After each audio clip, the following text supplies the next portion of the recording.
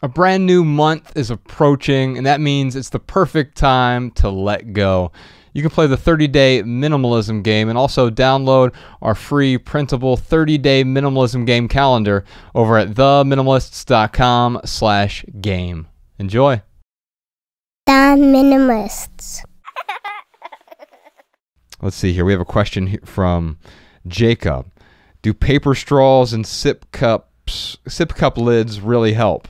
So paper sip cup lids, paper straws. What are your thoughts on the paper straws? I mean, obviously you prefer them to plastic, but they're probably not the best alternative either.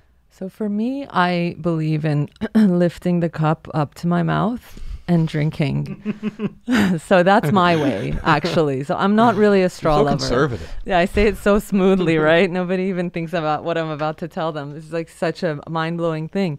But I'm not really a straw person. I've never really needed them.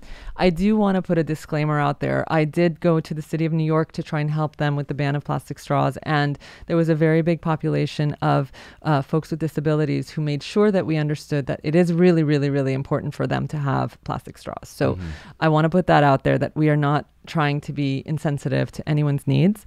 What I believe is there's a lot of reusable alternatives that you can use that actually are better than the paper straws because they don't disintegrate, they don't melt.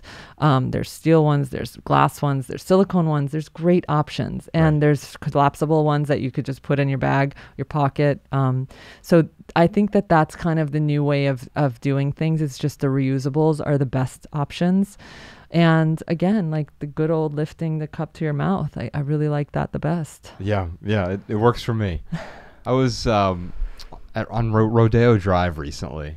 I like to do I don't know if you would call this like an anthropological experiment, but I really enjoy just seeing this sort of I avoid malls like crazy, so this is like where I go to sort of I'm the fly on the wall. That I still refuse to go into stores, but even now during COVID, you see people waiting in line to get into these stores, so like a Gucci or Louis Vuitton or wherever, and they're waiting a long line. But I bring this up because we're talking about waste. If you walk past these stores, their doors are wide open. It's 100 degrees in Los Angeles, but they're air conditioning Rodeo Drive, and it's a tremendous amount of waste. And I'm just wondering what your thoughts are on because it doesn't even seem that it seems to me that is a no-brainer to just shut your doors, but I understand why they do it. As a person who used to run a bunch of retail stores himself, I understand why they do it, but it just seems like incredibly wasteful. There should be some sort of backlash to this, no? I mean, I think pre-COVID, if you leave your door closed and expect a customer to push it and walk in, your chances of getting them in is way lower. You're right, 100%. But that also being said, like if you go to Las Vegas in the summer or even in the winter really, but mostly in the summertime, like you are freezing inside to the point where you actually need a jacket, a coat, something. You can't just go with what you'd wear on a summer day inside any of these places.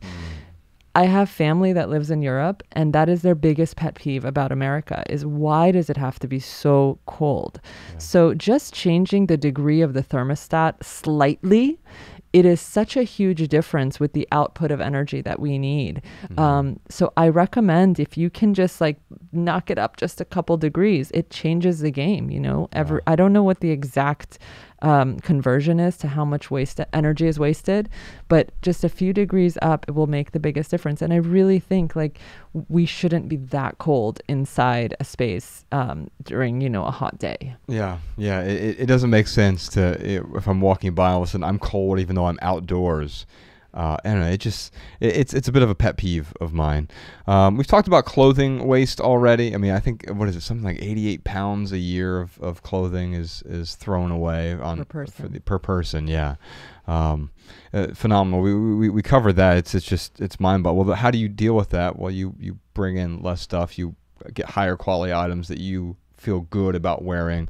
Avoid trends. Obviously, fast fashion. Yes, let's talk about fast fashion a bit.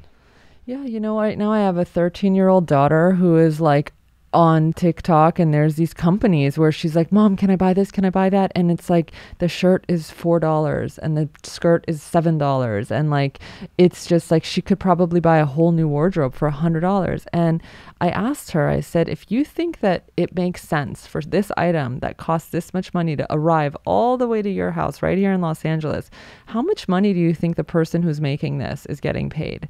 How do you think it's impacting the environment? Do you think that they're making good decisions? And she's like, probably not. And I said, I'd much prefer you pick one thing somewhere and be, trendier than and have that one thing to mix in with all the items that you have, but be responsible about it. It is so unfortunate to see the amount of advertising that's happening for fast fashion to these young kids who want to look cool, who want to be, and it's affordable, and it just seems like the perfect mix to keep them looking cool.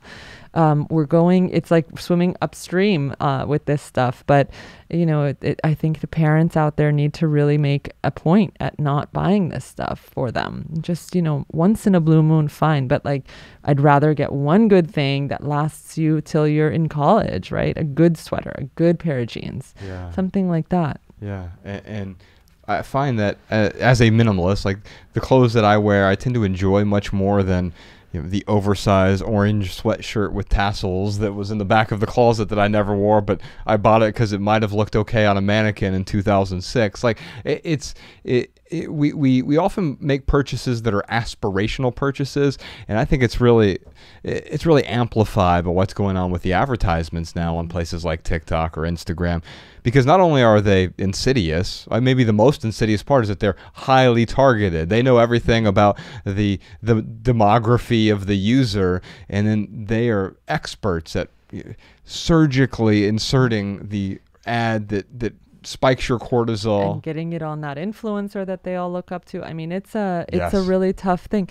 However, I'll tell you one thing: the most well-dressed, in my opinion, the most well-dressed, elegant men and women in the world are in France. And you go to France and you go sit down in one coffee shop and it's like a fashion show in front of you. But guess what? Their culture is built upon the idea that you only buy 3 or 4 things per year, and that's it. And those 3 or 4 things will last you forever, and they're good things. And you just buy classic, elegant things, and you just learn how to mix and match and accessorize, and you never throw anything away because every single thing in your closet is good. And I just always remind myself of that every time, you see a sale or something like, let me just take a look. No, wait and just think about, what do I have? How can I mix in and build it that way? Let's pivot to talking about factory farming and some of the environmental problems with factory farming. Yeah, this is hard for me because I just was on the 5 freeway driving up to Lake Tahoe, which is like my heaven. And I'm driving up there and I see that it's getting really hot. It's like 108, 109 on the road. And I look to my right and there's these massive cattle farms. And they don't have any shade. There's just brown dirt everywhere. You can see how horrible this is.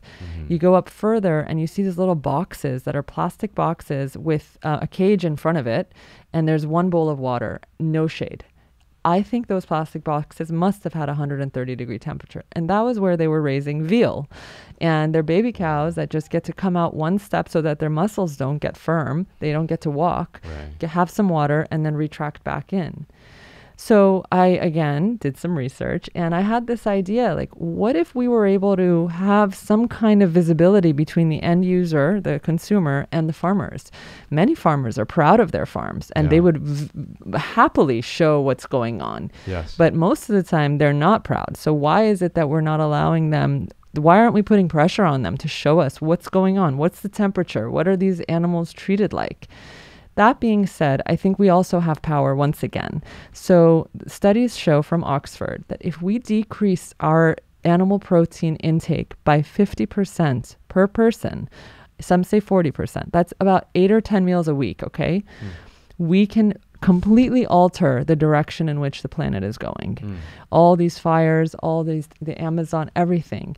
So again, how easy is it? There's like huge New York Times full page, dedicated to vegan eating. And you're not really missing anything. So it's not like every meal needs to be animal protein, against popular belief that we need so much. We really don't. So I believe in part-time veganism.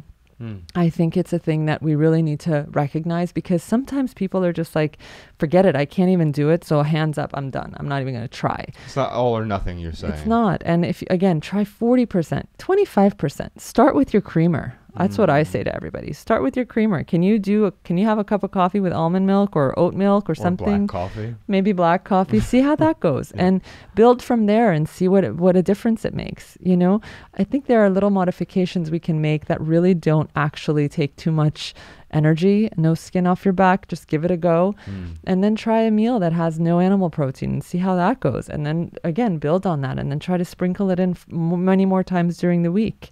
And then when you are eating animal proteins, a place like there's a farm here in California, Belcampo, where they do field trips for kids and show them about regenerative agriculture versus factory farming, and how they can actually improve the land with what they're doing with their cows and with all of their animals. And so we're talking about quality of life for those animals as well, versus the hideous scene that you saw driving to Tahoe, where it's borderline torture. It is torture. I mean, I wouldn't even call it borderline. It is, because that heat. Biggest Little Farm is another movie that my family loves. It's a great documentary. It won so many awards, and it talks about this woman and this man who got married and decided that they really wanted to buy a farm, and they made the most beautiful farm with I think 70 different varieties of fruits and vegetables, and it is this total antithesis to mono agriculture, where you're just seeing rows and rows of one product, one item being grown, which is not really sustainable. No, and especially when those monocrops are almost always corn or soy, and those aren't good for us either, right? I mean, you can go on a vegan diet and eat Oreos and palm oil and Nutella and all these other things, but that's not the healthy option either. We still want nutrient-dense food, whether we're eating animal products or we're eating plants. We want to make sure that what we're consuming is nutrient-dense, it's chemical-free, and it's become a full-time job for many of us to just try to navigate those waters. Well, I'll tell you this. One of the things that we really like to emphasize is that it's a much more cost-effective way to eat as well. So this is not, aside from all the environmentalism kind of being geared towards the rich and, the privileged, this type of eating is actually a lot easier for many people around the globe to partake in. Buying a bag of lentils is so much less expensive than a steak for people. So what I was just going to add one more little bit to this is in actuality, part-time veganism is a term we came up with. It's a great way to start, and there's no guilt or shame if you can't, succeed that first week. This is about just an invitation to try something new and experience. A friend of mine said, Sheila, I love the way you guys do it at Habits of Weights. It's like you're on the runway with those lights with the airplane, and that's the way people usually go. And you're like, hey, look at this way. Maybe try this way and see how this feels.